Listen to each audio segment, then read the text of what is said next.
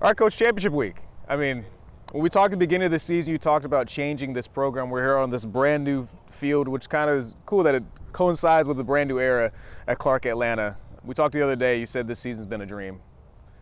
How did you get to this point? Honestly, I don't know. I just started to work, and we don't do we a process type team. So everything was about a process, and as I alluded to early in the year, we had to focus in on what was good. When we evaluated this team and we found players that was here that could possibly help us change the culture and help us learn about the CAU culture. And then I used the portal as like a free agency. Where can I find guys that can immediately help us on this field? Of course, a lot of them came from Allen, but there's a lot of guys from Shorter. There's a lot of guys from West Florida, West Georgia. There's a lot of even 2 Power 5 kids that came along that wanted to be on this journey. And then we was very, intentional about what I call the signing day as like your draft day. Yeah. You got to make sure that you get guys that maybe can grow, but they might be able to play a role like on special teams and even grow into their role as a position player on the field. Throughout the process, and you decided to come here from Allen, a program that you also built up. How has it been different building it here? And what is the blueprint to building a program and changing the culture, especially at a school like this where they haven't seen winning in a long time? I think it's about just keeping the main thing the main thing. There's a lot of noise around it. This school is a big distraction in my eyes. There's a lot going on. A kid walking down the promenade, and he got 3 schools with a lot of pretty girls that's walking around, educated young women. And the football's been bad, and if he's not a starter, he can't stay locked in because by the time he walks from his residence hall over to us, he's probably thinking, I can have better fun going up there doing that. So I think that the kids bought into that philosophy. And I think the difference between Allen and here, there at least was a field, there was a place to play, there was a lot of things that were going on. But at Allen, there was, we had a shopping center. And we built it from the ground up. I think we took pride in it. Each one of them have a different process to why we did what we did at each one of those. But each one of them was similar in more ways than you know. You mentioned when you came here about the brand of Clark Atlanta. I mean, to be able to build it here, where did it live up to all the expectations of knowing that you joined a brand like this and the process of trying to get to this point? Well, they had the 3 A's already. They had 2 of the 3 A's. So you knew the activity piece around here was live. And then now you knew that the academic component had grown tremendously. There's no other brand in America bigger than the 3 schools right here at the D2 level that you could be on.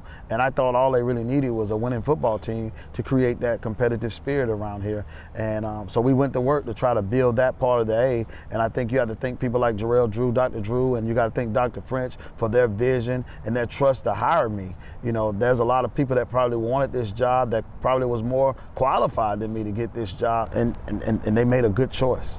You mentioned at the beginning of the season of just trying to find the right guys that fit within the system, that have the right mindset to be able to win and to change the culture here.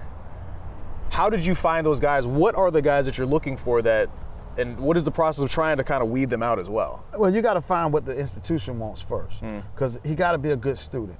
So you got to find that guy, and then you got to have a guy that's open-minded to be able to change his mindset to develop a culture that you're trying to set. And you got to have standards. And when those standards are there, you cannot waver from your process and your standards, no matter who the kid is and how good he may be to you. So those guys will lose you ball games along the way because they haven't bought into the philosophy. I try to get rid of the me personality. Even myself, I had to change who I was as a person to adapt to the CAU way. And they got a model that I fell in love with. It's called Find a Way or Make One. And I felt like it was a perfect philosophy to be able to build. That's an entrepreneur spirit mindset. So it kind of fit me. I've been a journeyman along the way, and I've taken on programs where you had to find a way or make one. And I think we came here and just took that motto and embraced this team with it, and they took a journey with it too. Yeah, let's say you've been coaching for a long time, but how have you seen yourself change over the course of this season running this program? I think I've grown from a in-your-face type coach to developing mindset coach, challenging people to be better than what they were yesterday, putting goals in front of them. I think the time that I spent at Harvard in their strategic organization program showed me how to run a program from the top down and make sure you trust the people that you have around you and make sure that they buy into your philosophy. And I did it the way they taught us in the classroom, and it really worked out well for me.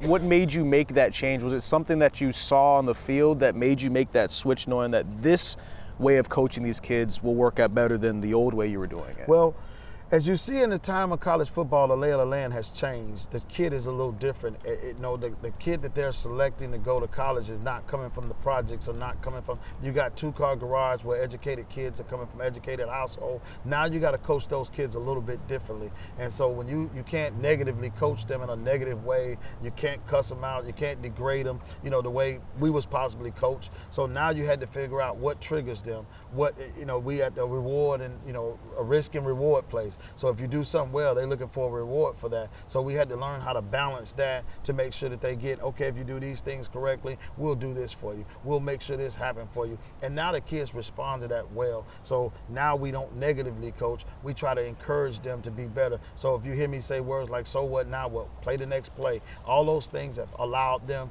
to understand that we don't play the scoreboard, we don't play against people, we play against ourselves. How good do you want to be? And that's where Be the Reason came from. You can be the reason that we win, or you can be the reason that we fail. I was going to ask you, that was my next question. Be the reason. The shirts that you guys all wear, what went into that idea of having that be the mindset for this team? A guy came into my office, Coach Strange, and he has a brand. It's called Silverback Brand. And he walked behind me, and on the back of it, it said, "Be the reason." And it just dawned on me. And I just said, hey, can I use that phrase? And he didn't know what I was going to use it for. I said, I just want to use that. Oh, coach, just take it. At that time, he didn't know how powerful it was in my mind. And when I started putting it together, usually I contemplate and sleep on it, because every year I create a slogan for the season, and that's like our slogan. What are we going to be? And when I was saying, why don't you be the reason for that change? Be the reason that you be better as an individual. Be the reason why you go to class. Be the reason why you come to the weight room and you do the right thing, not just sometime, but all the time. And you have to get people into that process. And Be the Reason was just a great slogan at the right time. No real significance behind why we chose it, but it turned to be a very impactful that it's almost spread it through the college.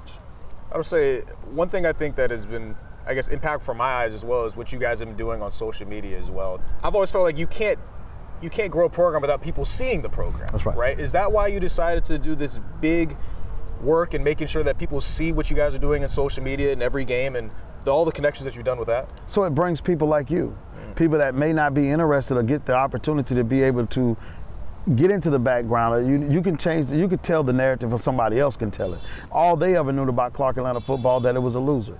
Anytime that you probably searched to go get, information about the team, it was never presence. So my goal was to hire me a production company or somebody that could do that and tell the story. And I wanted to be in real life. I wanted everything, like when we score touchdowns, it needs to be on social media. When we post the score right after the game. So when you're doing the sports cast at nighttime, you don't got to go look for it. If you go to the thing, you know exactly what the score was. You know what the score was at halftime. I wanted it to have major college feelings. The way we marketed the pictures, the type of pictures that we put out, the brandings is for the kids. Our children live on social media. The people we recruiting lives on social media. The only way they're gonna know about Clark Atlanta, we don't want them to know about, everybody knows about their academic component, but do they know what about our football program? And the only way they were gonna learn about that football program is that we told it. Controlling narrative. I mean, it's making sure that it's right. What is your message going into this week now? A chance to play for SIC title, first appearance for you guys since 1977, but it's your first year here at this program. What are you telling your team in the preparation up for this big game against Miles on Saturday? It's just a football game. Don't let the activities outside and around it. I had Norris Cole come in this week. He spoke to the team. I'm trying to get Tyrone Poole here. I'll have Frank Walker here. And those guys all played for championships at their respective teams. And I wanted them to talk about the mindset of playing for a championship, what it looks like, how did they prepare for it, the things that they need to look out for. And, a lot of things they said is about focus, focus, focus. Remember, you are the show. A lot of people, and I think it's more pressure on Miles, but I really didn't realize until the city is on my back right now. The city of Atlanta has really embraced Clark Atlanta as their, school. And it's the first time in a long time in a sports venue that they got a team that possibly could win them a football championship. And, baseball does really well. I'm a Braves fan, so I kind of know what they've accomplished as the Braves. But we look at the football program, we might get there, but it just kind of fall apart. And I want to be the guy that probably helped remove some of them curses to say that the inner city place can win a football championship. That feeling of having the city behind you. You knew when you came to Atlanta, it's Atlanta. That's right. To be able to have the city behind you like this, what does it mean to you, and what does it mean to your program and to your kids as well? I think we just now noticing it. Like, I think there was people that was already behind it, but they had lost hope. You talking about some of them, you know, they're older, they're grandparents and things, and you think about, I was 2 years old the last time they played for a championship outright. Now we're in a position that we could take control of what it is that's the narrative that we want to control here in Atlanta. So I think that this is a great opportunity for everybody.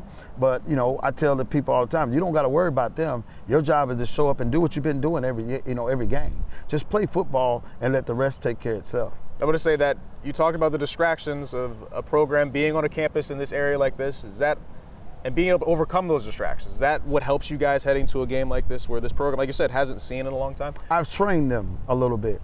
I've taught them what we would tolerate. They want to do a pep rally, a send-off, and all this. No, that's a distraction. Let them keep the main thing, and let them go through their normal days. Let them go to class. Let them focus on what it is. Treat it just like it's a normal work week. And we don't change nothing that we're going to do. We just sharpening and fine-tuning it and making sure everybody understand what to do, how to do it, and why it's important for them to do it that way. And we can celebrate after the work is done. But right now, we still got one game remaining. My final question to you, Coach, is what would a championship mean to you and this program and this city? Me personally, it's going to mean a lot. But it's not going to mean as much to me as it would be for the CAU family, for these players that I told them the other day that many people coach, many people play, and they lined up for 30 years of their career, and they never get a chance to play for a championship. If they can't realize the moment is that big that you got an opportunity of, you know, once a year somebody gets a chance to play for that championship, and knowing the fact that some people play and coach their whole career and never get a chance to win one, it's big for everybody involved. I want the players, I want them to be happy. I want CAU to be happy. You know, every game I came out here, I watched the student base grow. By the time I got to the Tuskegee game, I looked over there and they had a spirit that was totally different. Then the energy started rubbing off on the players. Then we go over to Morehouse and I look at the top, and the student section was to the top to the bottom of BT Harvey, and we had just then took over, and you saw a sea of red on top of the hill, and I said, they feeling it. The effect is happening. The change is there. And then it's almost destined. You got to think about, we needed two things to happen in order for us to get to the championship game. And the day we were playing Tuskegee, we needed Savannah State to beat Albany State. And it happened. And we just had to take care of our business. And then the next week, we needed Albany State to beat Fort Valley. And it happened. And I said, it's destined for you guys to be here. The stage has been set for you. The team that took you out of the first place spot on your homecoming, let's go get our lick back. Let's go get our chance to, this the rematch you wanted. And I've already prepared them for a win, and I'm preparing them for a loss. I told them, if you win, do it with class, understand what you just did for the city. I say, but let's not forget, if you lose, how much you already done for what for what they expected for you. You've done enough, but we want to do it right. And don't cry and don't tear up the people's stuff. Understand you had 60 minutes to take control of whatever it was, because all you really asked for is an opportunity. So if you go out and take advantage of the opportunity and do what we were told to do, then you should come out victorious. It's going to be a whole lot of fun. Clark Atlanta playing for a SIAC title on Saturday as they take on Miles College, and boy, it's going to be absolutely electric. Coach, good luck. Thank you. Perfect. All right.